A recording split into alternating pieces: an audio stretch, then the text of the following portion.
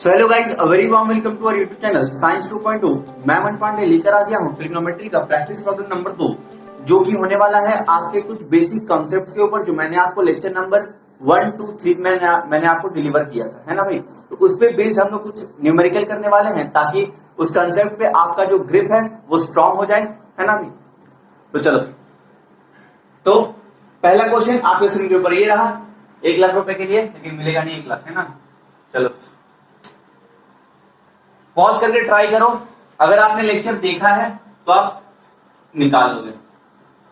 Sign 7p plus cosec 7p है, ये निकालना है, ये 7 है, ठीक है। इसका आपको वैल्यू निकालना है, ठीक है। चलो निकालते हैं। हम लोगों को ज्यादा कुछ पता नहीं है ना। एलएचएस उतारते हैं। सबसे पहले तो हमको भाई एलएचएस दिखता है, कुछ भी करने से पहले, ये ऐसा एक क्वेश्चन सॉल्व करने से पहले सबसे मुझे पहले एलएचएस दिखाई देता है। क्या दिखता है? एलएचएस ज्यो का त्यों लिखेंगे। अब उसके बाद मुझे साइन और कोसेक में एक रिलेशन बचपन में पढ़ा हुआ याद आ रहा है कि sine p plus 1 by sine p, cosec को हम लोग 1 बाई साइन पी लिख सकते हैं, ठीक है। फिर आप लिखो sign square p plus 1 upon sine P, ठीक है। अब ये किसके इक्वल है? ये इक्वल है 2 के आपके पास। तो अब लिखोगे आप sine square p plus 1 upon sine p equals to 2। तो यहां आपके पास क्वाड्रेटिक इक्वेशन मिलने वाला है। समझ में आ रहा है? ये मैंने उधर क्रॉस मल्टीप्लाई किया और 2 को इधर लेके आ गया मैंने, ठीक है। देखो रफ देखो आप, मैं साइन को साइन लिख रहा हूं, ये था आपके पास, तो साइन, और आप यहां ये स्क्वायर था ना साइन का, मैं साइन को एस लिख के मैं आपको रफ दिखला रहा हूं, ठीक है। हो गया, ये है, ये मैंने उतार दिया। 2 को मैंने इस तरफ लेके आया इक्वेशन के, तो माइनस साइन। चल अब आपको अगर लेट करना है तो लेट कर लो। Let sine p equals to 1 equals to a, कोई भी एक वेरिएबल, तो आप क्या लिखोगे? a square minus 2a plus 1 equals to 0। तो a square minus a 1 plus 1 plus 1 equal to 0। तो a square plus minus a plus 1 equals to 0। a common, a minus 1 common, यहाँ a माइनस 1, ये आपके पास आ गया, ये आपके पास आ गया a माइनस 1 का whole square equal to 0। Simple सा था, मैंने क्वाड्रेटिक इक्वेशन सॉल्व किया है। बचपन का मेथड है, क्लास 8 का, होप आपको आता होगा। नहीं आता तो फिर क्लास 8 में जाना बहुत जरूरी है फिर से आपको, ठीक है। तो करते हैं दूसरे पेन से।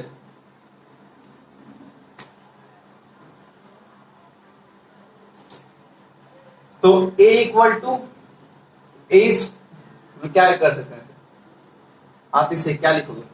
a माइनस 1 का होल स्क्वायर इक्वल टू 0, है ना। इन दोनों को इंटू कर, तो a minus 1 equal to 0, square को मैंने उधर भेजा, 0 का अंडर रूट इज 0, तो a का वैल्यू आ गया 1, यानी साइन p आ गया 1, और साइन p आ गया 1, यानी ये कितना डिग्री है? 90 डिग्री। p का वैल्यू कितना है? 90 डिग्री, ठीक है। तो यहां अब पुट करते हैं हम लोग साइन p का हम लोग को वैल्यू मिला 1 का power 7 plus 1 by sign p, तो 1 की पावर 7 प्लस 1 की पावर 7, समझ रहे हो, है ना। तो 1 प्लस 1 विच इज 2। इसका भी आंसर कितना आ गया? 2। संग में बोलो कितना? 2। आंसर देख लेते हैं। हाँ जी, एकदम सही, आंसर 2। फिर से सब स्टोरी क्या करते हैं हम लोग? एलएचएस लिखे, sine p equal plus cosec p. Cosec p का उल्टा होता है साइन पी। उसके बाद हम लोगों ने एलसीएम लिया, ऊपर यहां कुछ नहीं था तो sine square plus 1 by sine p. फिर यहां पे sine square p plus 1 by sine p equals to 2। RHS से मैंने इक्वेट किया उसे, क्रॉस मल्टीप्लाई, ठीक है। क्रॉस मल्टीप्लाई करके 2 साइन पी को मैंने इधर शिफ्ट किया। फिर साइन पी को मैंने कोई एक वेरिएबल लेट कर लिया, आप कुछ भी लेट करो, a b c d e f g h, ठीक है, वो आपके ऊपर है। फिर उसके बाद सिंपल क्वाड्रेटिक इक्वेशन लगाया मैंने, है ना। तो हो उसके बाद यहाँ पे मैंने कॉमन लिया है a, यहाँ पे -1 कॉमन, तो देखो ये आपके ऊपर एक्सप्रेशन बचा। फिर इसका होल स्क्वायर इक्वल टू 0, इसका मतलब a - 1 इक्वल टू 0, क्योंकि स्क्वायर का उधर जाएगा इस तरफ, स्क्वायर अगर इधर जाएगा तो क्या होगा, under root of 0, and under root of 0 is 0, तो a इक्वल्स टू 1, तो a का जगह आपके पास क्या था, a को मैंने क्या लेट किया था, sin b, तो फिर मैंने sin b इक्वल्स टू 1 रख दिया, b इक्वल्स टू 90। अगर आप प्रो हो, है ना, अगर आप प्रो हो क्वाड्रेटिक इक्वेशन में, तो आप a नहीं भी लेट करोगे, सीधे sin स्क्वायर p से आप बढ़ोगे तो हो जाएगा, है ना। लेट करने ऐसा कुछ है नहीं, तब भी मैंने कर दिया। चलो समझ में आ गया होगा। अब दूसरा आता है, दूसरे सवाल।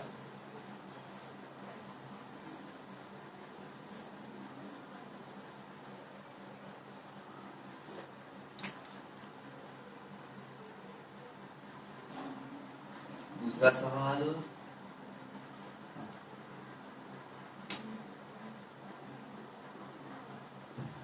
tan theta plus cot theta equals to,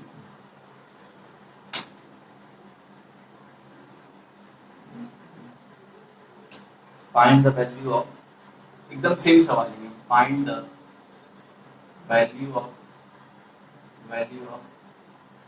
tan cos 7 theta plus cos to the power 7 theta.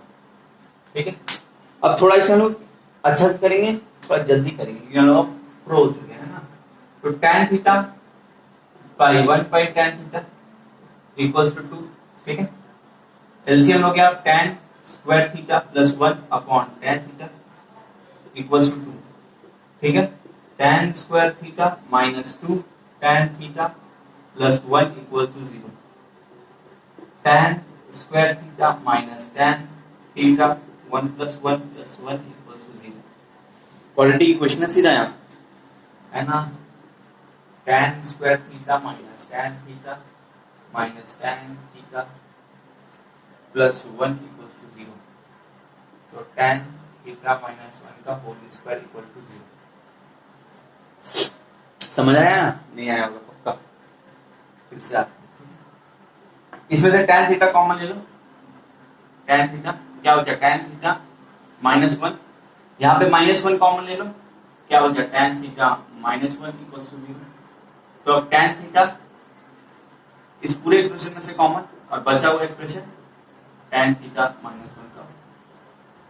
ठीक है, फिर आप tan theta minus 1 equal to 0 लिखोगे, tan थीटा बराबर 1 आ जाएगा, थीटा बराबर 45 डिग्री आ जाएगा, थीटा बराबर 45 डिग्री आ जाएगा, तो tan to the power 7 theta plus cot to the power 7 theta is 1 का पावर 7 प्लस 1 का पावर 7, 1 प्लस 1 2।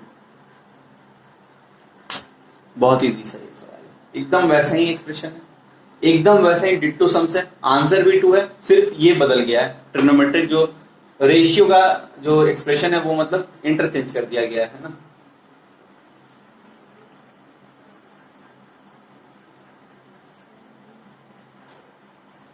आपके लिए सवाल बनता है अच्छा वाला, मैंने सिलेक्ट किया था आपके लिए।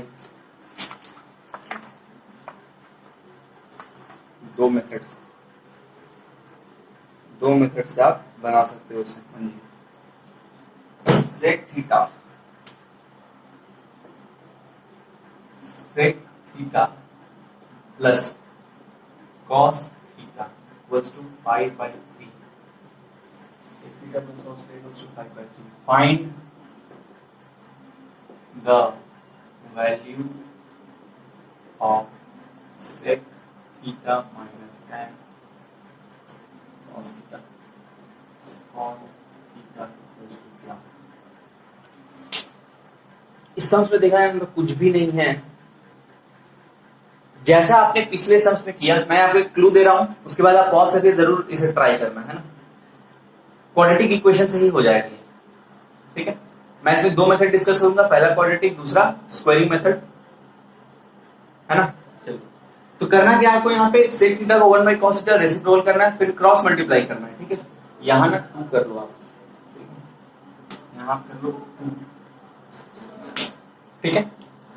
ये क्वेश्चन मुझे याद है, मिस्टेक था उस बुक में, यहां से मैंने ये उठाया है क्वेश्चन, ठीक है। अब sec थीटा को 1 बाई cos थीटा लिखो, फिर दोनों का एलसीएम ले लो, क्वाड्रेटिक इक्वेशन में फॉर्म करो जैसे मैंने पिछले बार किया था, क्रॉस मल्टीप्लाई करके। उसके बाद आपको थीटा का एक स्पेसिफिक वैल्यू मिलेगा या फिर sec थीटा का, उसका रेसिप्रोकल cos थीटा होता है, फिर यहां सब्स्टिट्यूट करो, आंसर पाओ, ठीक है। ये cos थीटा है, ठीक है ना, cos थीटा। चलो, तो 1 upon cos theta plus cos theta by 5/2, तो 1 plus cos square theta by cos theta equals to 5/2। समझ आ रहा है अब तक? 2 इसको यहां मल्टीप्लाई करो, इसको यहां, तो 2 plus 2 cos square theta equals to 5 cos theta. कोई दिक्कत? 2 cos square theta minus 5 cos theta plus 2 equal to 0। सीधा साधा फिर क्वाड्रेटिक इक्वेशन मिल गया आपको।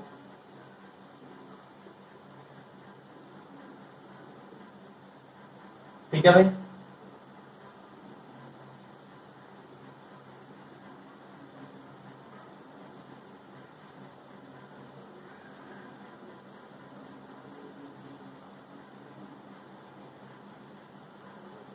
समझ आया? इस cos थीटा को मैंने माइनस cos थीटा को अंडर मल्टीप्लाई किया, तो cos थीटा के संग 4 गया, तो माइनस 4 cos थीटा, और ये cos थीटा के संग 1 गया, तो माइनस cos थीटा, ठीक है। इन दोनों में देखो क्या कॉमन जा रहा है, मुझे 2 दिखाई दे रहा है ना, 2 cos थीटा कॉमन है दोनों में। कॉमन मतलब क्या, सिमिलर चीज है दोनों में। तो यहां बचा आपके पास cos थीटा माइनस 2, और यहां पे माइनस 1 आप कॉमन लोगे, cos theta minus 2 equal to 0, ठीक है। क्वांटिटी इक्वेशन में होता था ना कि ये और ये क्वांटिटी अगर सेम है, इसका मतलब आपने जो अब तक प्रोसेस किया है वो सही है ना। तो हो गया यहाँ पे cos थीटा माइनस 2, और यहां हो जाएगा 2 cos theta, 2 cos theta minus 1 equal to 0, ठीक। तो यहां पे अब आप इक्वेट करोगे क्वाड्रेटिक इक्वेशन की तरह, cos थीटा इक्वल्स टू 2 और 2 cos theta minus 1 equals to 0, ठीक है।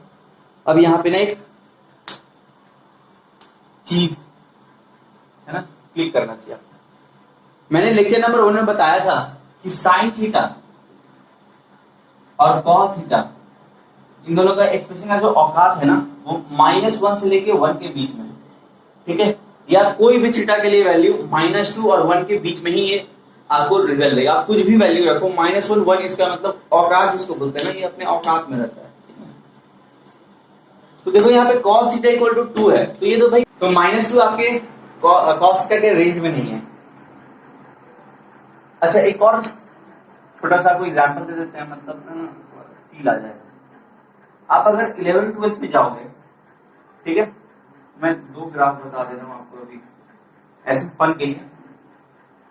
एक होता है cos थीटा का ग्राफ, जो कि कुछ यूं होता है, ठीक है, जो यहां पे 1 टच करता है वैल्यू, और यहां पे -1 टच करता है। इसी के ऊपर नीचे वो एक वेव चलता रहता है, समझे बात को, है ना। ये है cos थीटा का ग्राफ। तो इसका जो कहीं भी आप x का, यहाँ पे x एक्सिस होता है, यहाँ पे y एक्सिस होता है, पता है। अगर x का आप कुछ भी इनपुट डालते हो, ठीक है, जैसे कि मान लो आप, ये पाई होता है, ये π/2 होता है, ठीक है। आप मान लो डाले π/4, तो π/4 कहीं यहाँ आएगा, तो इसका जो वैल्यू है देखो, -1 और 1 के बीच में आना कभी भी, है ना। इसके पार कभी आप मान लो पाई से कुछ बड़ा वैल्यू लो, ठीक है, तो ये नीचे आएगा, देखो यहाँ टच करा -1 और 1 के बीच, ठीक है। π/2 से कोई छोटा वैल्यू लो, ऊपर जाएगा, यहाँ टच करेगा, तो -1 और 1 के बीच में कहीं ये घूम फिर रहा है, ठीक है। तो ये आपको जानना था, तो इसी के लिए ये रिजेक्ट हो जाता है केस, ठीक है। तो आपके पास यहाँ पे बचेगा cos theta equals to half, ठीक है। तो sec थीटा आ जाएगा, sec theta equals to 1 upon cos theta, यानी उल्टा होता है, तो ये दोनों लिख दिया हम। अब लिखना है sec theta minus cos theta, तो 2 minus half 3/2 answer, 3/2 answer. Easy method है, बस ये रिजेक्शन का ध्यान रखना है, ठीक है।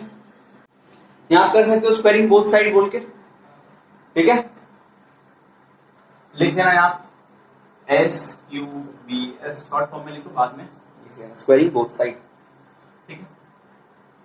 बचपन में कभी हम लोग क्लास 8 में एक फॉर्मूला पढ़े थे, a प्लस बी का होल स्क्वायर, ठीक है। एक मिनट, इस फॉर्मूला को डिराइव भी कर देते हैं ताकि आप लोगों को पता चले। बचपन में हमने फॉर्मूला पढ़ा था ab equals to a plus b का whole square upon 4 minus a minus b. ये कभी बचपन में हम लोगों ने एक फॉर्मूला पढ़ा था, ठीक है। तो 4ab हम लोगों ने पढ़ा था एक और फॉर्मूला, 4ab कुछ ऐसा होता है, ठीक है। क्लास 8 की बात है ये, ठीक है। तो आपको क्या चाहिए, a प्लस बी का होल स्क्वायर, तो a प्लस बी का होल स्क्वायर, आप इस एक्सप्रेशन को उधर भेजोगे, a minus b, a minus b का whole square plus 4ab, a minus b का होल स्क्वायर प्लस 4ab। आप ये फॉर्मूला रट लो, मैं कहूंगा, है ना, ये बहुत काम आता है, बहुत बहुत मतलब बहुत, ठीक है। ये फॉर्मूला याद रखो, ठीक है। वही फॉर्मूला हम लोग यहां यूज करेंगे। ये बचा sec theta minus cos theta का whole square minus 4ab, 4ab, समझ रहे हो बात को। सेक थीटा को मैंने a लेट किया, कॉस थीटा को मैंने b लेट किया, और यहां पे आपको स्क्वायरिंग कर देना है, जैसा 5 का होल स्क्वायर 25, 2 का होल स्क्वायर 4, ठीक है। ये दोनों ना कट जाएगा, क्यों पता है, क्योंकि सेक थीटा और कॉस थीटा का आप जब भी मल्टीप्लाई करते हो, तो फर्स्ट लेक्चर में मैंने कहा था ये दोनों रेसिप्रोकल होने की वजह से वैल्यू 1 बचता है, ठीक है। और आगे में यहाँ 4 था, 4 सेक थीटा कॉस थीटा, ठीक है। तो देखो लास्ट में कितना बचा, मेरा बस 4, समझे बात को। तो ये कट गया, आपके पास क्या बचा, sec theta minus cos theta का whole square equals to 25/4 minus 4, तो 25 माइनस 16, ये हो जाएगा आपके पास 9/4 sec theta minus cos theta का होल स्क्वायर। अब आपको क्या करना है, स्क्वायर को उधर भेज के अंडर रूट ले लेना है, sec theta minus cos theta equals to 3/2, ये होगा, और ये आपका हो गया आंसर। देखो इसमें आपको रिजेक्शन नहीं देखना पड़ा, है ना, कुछ रिजेक्ट नहीं करना पड़ा, सीधे सीधे हम लोगों ने फॉर्मूला बैठाया, सीधे सीधे आंसर पाया अपने, है ना। तो ये एक मेथड अप्रोच हो सकता है। अगर आपको रिजेक्शन की तरफ नहीं जाना, आपको सम देके क्लिक कर जाएगा कि आपको कैसे प्रोसेस जाना, अगर आप प्रैक्टिस रखोगे, वेल प्रैक्टिस, ठीक है। तो प्रैक्टिस रखने से आप कहीं भी कोई भी मेथड लगा सकते हो। आप वो भी लगाओगे ना तो वो भी वैलिड है, उसमें कुछ है नहीं, है ना। जो बच्चे अपने घबरा रहे हैं, आया था cos थीटा इक्वल्स टू 2, तो cos थीटा का जो रेंज है ना वो -1 1 के बीच में होता है। आप x का वैल्यू, जो ग्राफ था, x का वैल्यू कुछ भी डालो, x का वैल्यू कुछ भी डाल दो, इन्फिनिटी डाल दो, इन्फिनिटी पे भी ये -1 और 1 ही शो करेगा, है ना। अगर मान लो करते करते ग्राफ करते करते करते करते कहीं मान लो ये इन्फिनिटी है, ठीक है, यहां हम लोग इन्फिनिटी को टेंड किया, ठीक है। तो इन्फिनिटी को टेंड करने के बाद ये ग्राफ और चलता है, मतलब इन्फिनिटी का अंत ही नहीं, तो रहेगा तो ये -1 और 1 के बीच में, ठीक है ना। समझ गए होगे बात को अभी तक। और ऐसे भी आप रेंज याद कर लो कि साइन और कॉस का जो औकात है ना वो -1 और 1 के बीच में, ये कभी अगर एमसीक्यू में पूछ लेता है आप लोगों से, ठीक है। तो ये हो गया आपके पास आंसर, हो गया इजी एकदम सीधा फॉर्मूला पुटिंग सम से। सेक थीटा कॉस थीटा कैसे कटा पता है, दोनों रेसिप्रोकल है ना। ओवर एक्सप्लेन हो गया अभी, चलो रब करते हैं।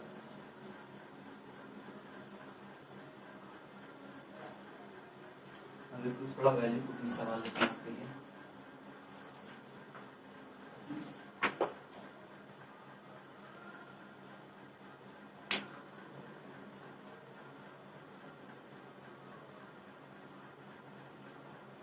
मिल गया एक बहुत ही बेहतरीन सवाल, आपको थोड़ा असमंजस में डालेगा। इस तरह का सवाल मैंने लेक्चर्स में कराया नहीं, है ना। तो अगर आप सोच रहे हो कि सिर्फ लेक्चर देके काम बन जाएगा तो गलत है, ठीक है। यहां पे भी आओ,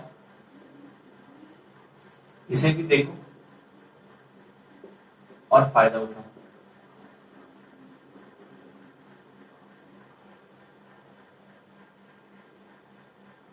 ठीक है, इसका वैल्यू निकालना है आपको।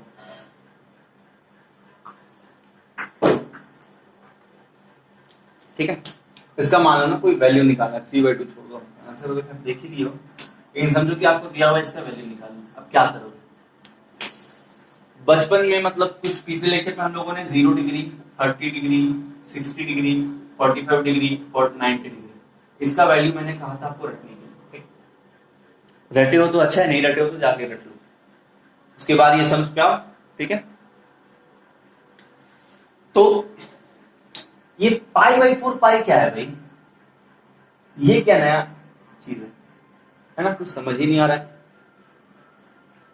तो देखो π/4 को हम लोग 45 डिग्री बोलते हैं, बिकॉज ट्रिग्नोमेट्री में पाई हम लोग 180 मानते हैं। तो 4 ये आ गया आपके पास 45। ठीक है, ये आप नोट करते जाओ।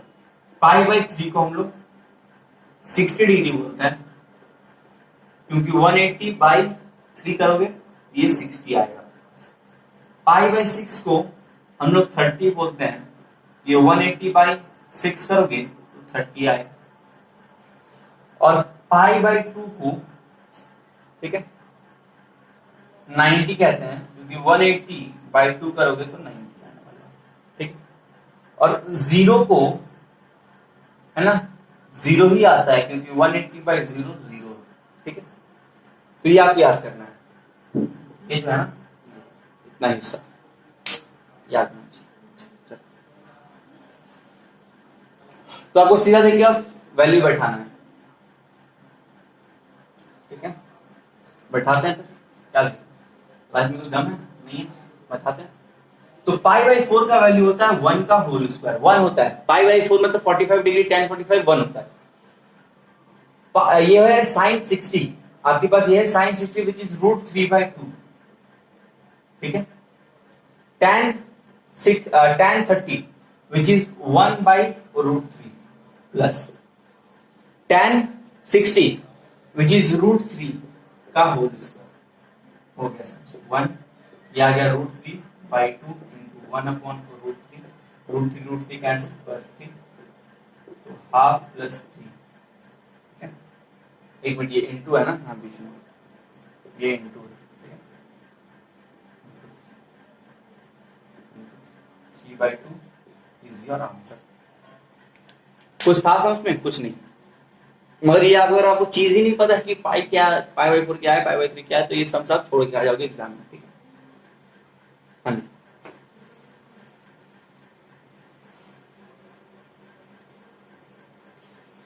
एक और सवाल करते हैं, थोड़ा अच्छा वाला, है ना।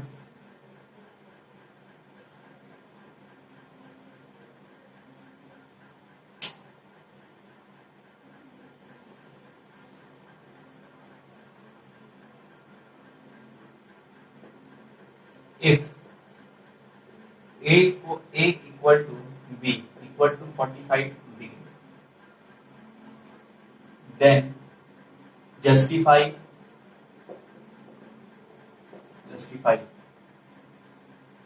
sin A plus B equals to sin A cos B plus cos A sin B। आपको बताना है कि अगर A equal to B equal to 45 degree है तो ये आपको कंडीशन प्रूफ करना है। ठीक है, कि साइन A प्लस बी करेंगे अंदर में तो साइन A cos B के बराबर है plus cos A sin B के बराबर है। ये अगर 11 12 में पढ़ोगे ना तो ये साइन A प्लस बी का फॉर्मूला ही होता है। ठीक है, ये आपको याद करना पड़ता है। ठीक, तो ये आप कोई भी थीटा के लिए ये वैलिड एक्सप्रेशन है, कोई भी थीटा के लिए। ठीक है, लेकिन यहाँ 45 को लेके पूरा जस्टिफाई करना तो करते हैं। पहले उतारते हैं LHS। हम लोग को जस्टिफाई बोले तो मतलब LHS इक्वल टू RHS आपको प्रूफ करके बताना है। तो सबसे पहले LHS उतारेंगे और वो है आपके पास साइन A प्लस बी, तो साइन 45 प्लस 45 यानी साइन 90 यानी 1। ठीक है, अब RHS sine 45 cos 45 plus cos 45 sin 45, ठीक है। sin 45 आपके पास होता है 1/√2, cos 45 होता है 1/√2 प्लस cos 45 होता है 1/√2, sin 45 होता है 1/√2, तो हो गया half plus half equals to 1, ठीक है। आधा आधा को प्लस करोगे तो 1 ही मिलेगा, है ना, ये सीधा सा कुछ नहीं है भाई चक्कर इसमें, सीधा वैल्यू पुट करके आपको आंसर निकाल देना है, ठीक है।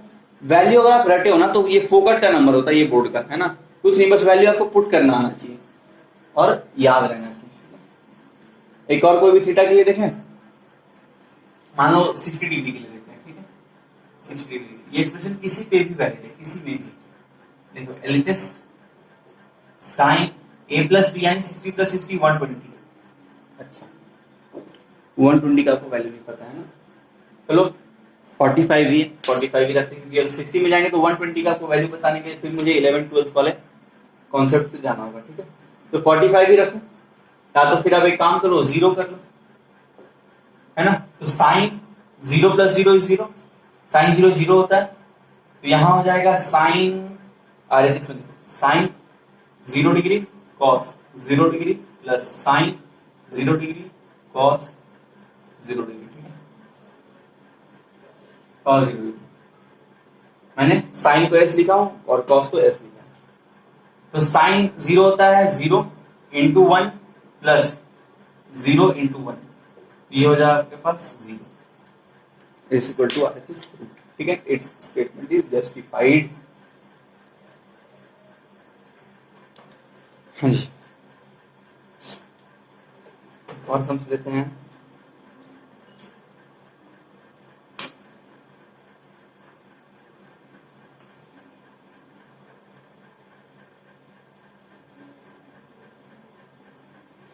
x tan 30 डिग्री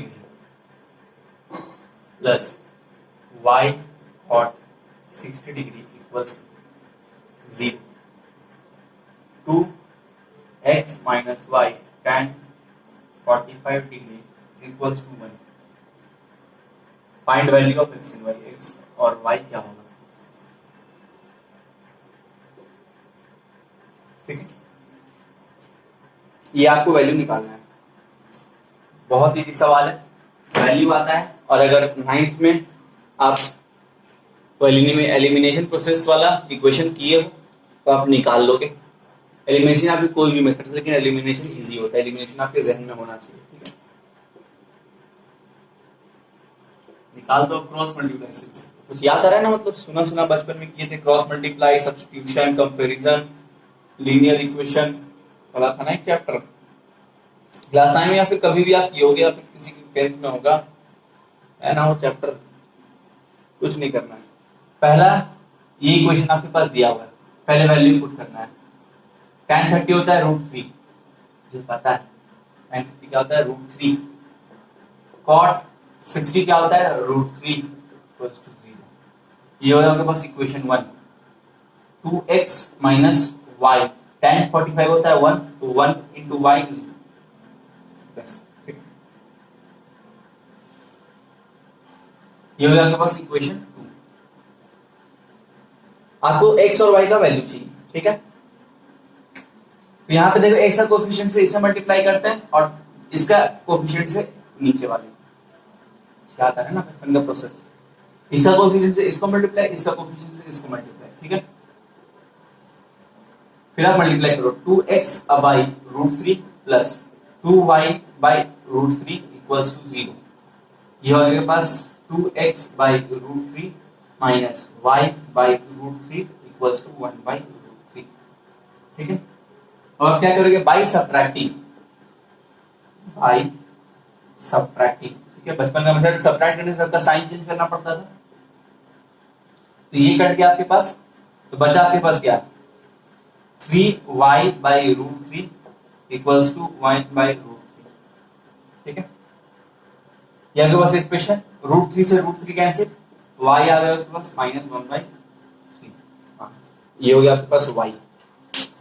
कुछ लोगों को ना यहाँ दिक्कत होगा, यहाँ से यहाँ पे आने में, भैया बेसिक बड़ा कमजोर है आप लोगों का। देखो 2 + 1, आप एलसीएम ले लो ना इन दोनों का, उतारो प्रॉपर प्लस वाई अपॉन, तो रूट थ्री एलसीएम ले लो, 2y plus 1y equal to 3y by root three. तो y का वैल्यू आ गया।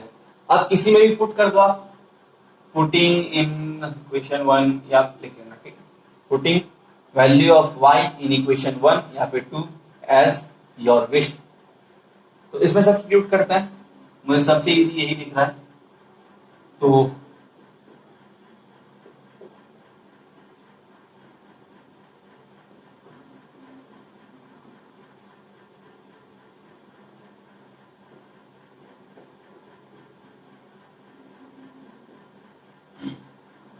ये हो गया आपके पास आंसर, ठीक है। इजी सम था, काफी इजी था, बस वैल्यू पुट करना था, उसमें साइमल्टेनियस इक्वेशन। एक लास्ट सवाल, ज्योमेट्री डिपेंडेंट सवाल, जो ज्योमेट्री के तार को खुलेगा।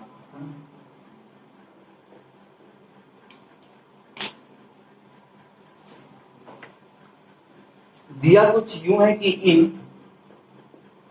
एंड इक्विलैटरल ट्राइंगल, इक्विलैटरल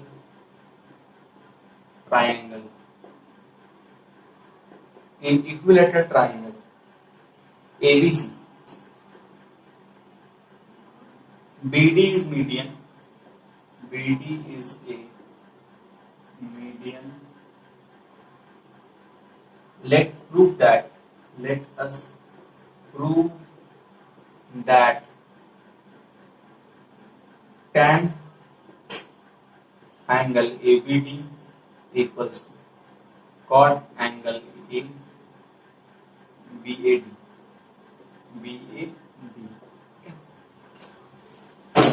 एकदम तीखा सा सवाल है ना, कर दिए तो भी बहुत इजी सा एकदम, है ना, मतलब बस आना चाहिए ज्योमेट्री, ठीक है। थोड़ा क्लियर डायग्राम बनाएंगे ताकि आप लोग समझ आए।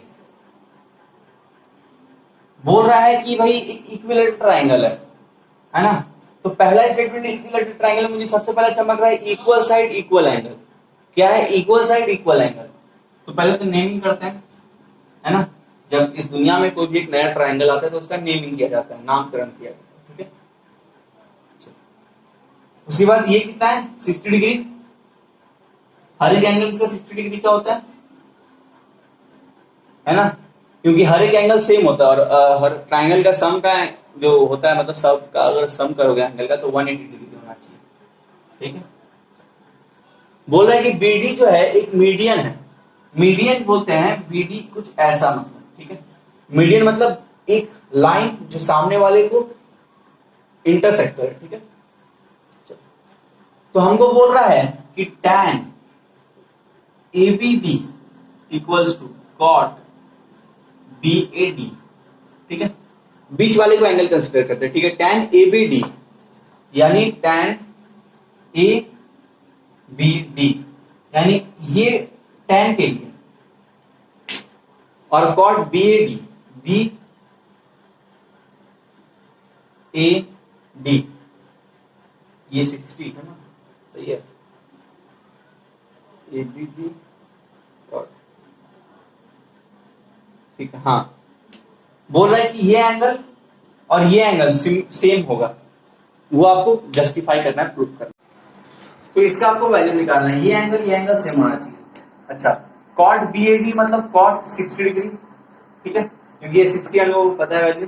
cot 60 होता है 1/√3, ठीक है। तो हम लोगों को ABD बताना है कि tan ABD भी 1/√3 होना चाहिए, ठीक है। तो देखो ये जो है ना, ये लाइन मीडियन यहाँ ना 90 डिग्री बन रहा है दोनों तरफ, ठीक है। दोनों तरफ के इलाके में 90 डिग्री बन रहा है, ठीक है। तो ये angle this and this one, इसका सम जो होना चाहिए वो 180 होना चाहिए। इसको सपोज मैं x लेट कर रहा हूं, तो x plus 60 degree plus 90 degree equals to 180 degree, है ना। बचपन वाला कंसेप्ट, ट्रायंगल का सम 180 होना चाहिए।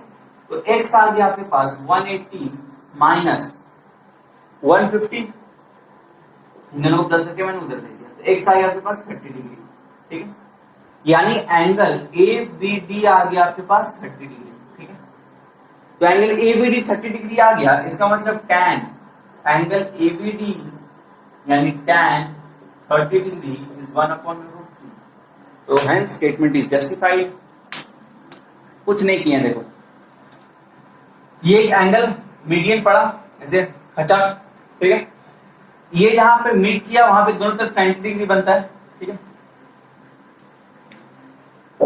तो 90 plus 60 plus x equal to 180, बचपन का कॉन्सेप्ट ट्राइंगल का, क्योंकि ये भी तो देखो ना ट्राइंगल है, एबीडी भी तो ट्राइंगल है, ठीक है, एबीडी एक ट्राइंगल है।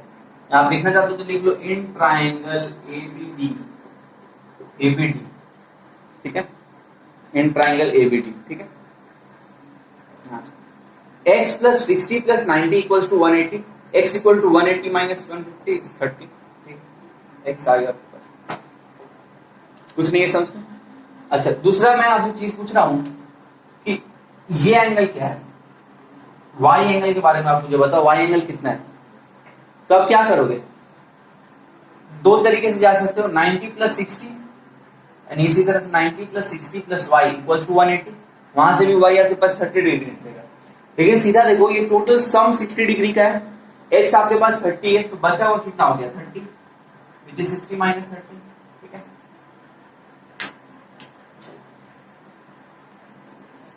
एक और देखते हैं सही सवाल।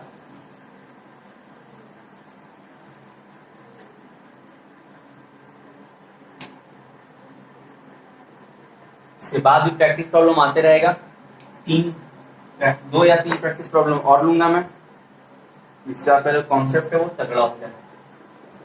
इन an isosceles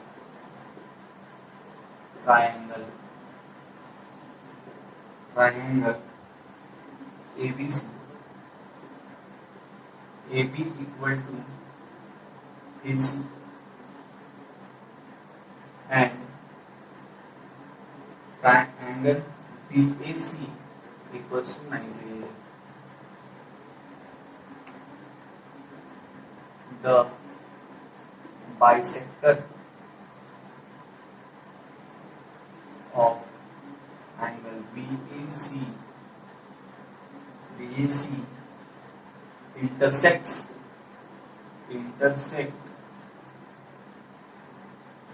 the side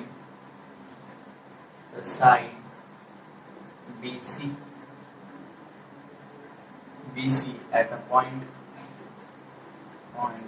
D. Let us prove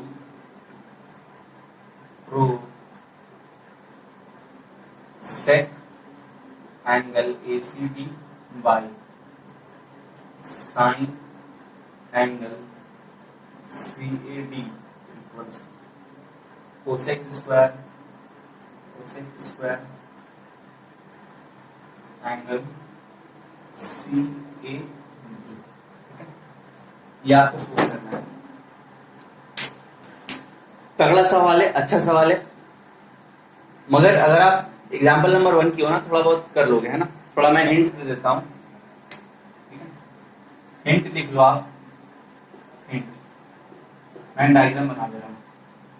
बोल रहा है कि एक आइसोसेलेस ट्रायंगल, जिसका आइसोसेलेस ट्रायंगल का प्रॉपर्टी होता है कि दो साइड इक्वल होना चाहिए, दो साइड इक्वल होना चाहिए, ठीक है। बीएसी पे 90 डिग्री है, यानी एक ट्रायंगल है जो बीएसी है, यहां पे 90 डिग्री है, ठीक है। ये राइट एंगल आइसोसेलेस ट्रायंगल है। हमेशा राइट एंगल आइसोसेलेस ट्रायंगल उसी को कहते हैं जिसमें दो साइड इक्वल हो, एक पे किसी पे 90 डिग्री बन रहा हो, ठीक है। ये साइड इक्वल है, ठीक है।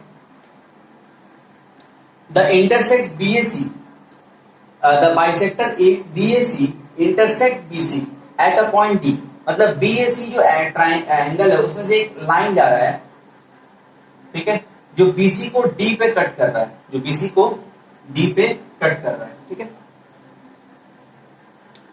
डी पे कट कर रहा है ना। ये आपके पास डायग्राम बोल रहा है कि एंगल एसीडी ये वाला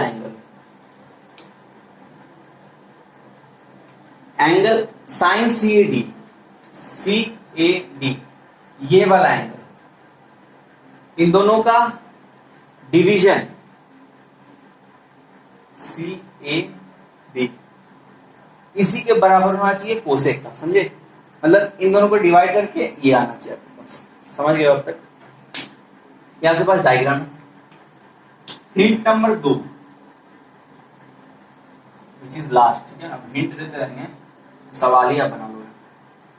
बोल रहा है कि यहां से एक बाइसेक्टर लाइन डी पे, ठीक है, डी पे, लेकिन ना एक और प्रॉपर्टी होता है, प्रॉपर्टी आपको मैं रटवा दूं कि ऑपोजिट साइड सेम है, आइसोसेलेस ट्रायंगल। ऑपोजिट साइड का अगर दो इक्वल एंगल, इक्वल साइड है तो उसका ऑपोजिट एंगल इक्वल होगा। ध्यान से सुनना, दो इक्वल साइड का अपना अपना ऑपोजिट एंगल सेम होता है। दो इक्वल साइड का अपना अपना ऑपोजिट एंगल सेम होता है। दो सेम एंगल का ऑपोजिट साइड इक्वल होता है। समझो बात, इसका ऑपोजिट साइड ये और इसका ऑपोजिट साइड ये इक्वल होगा, ठीक है? ये याद रखना।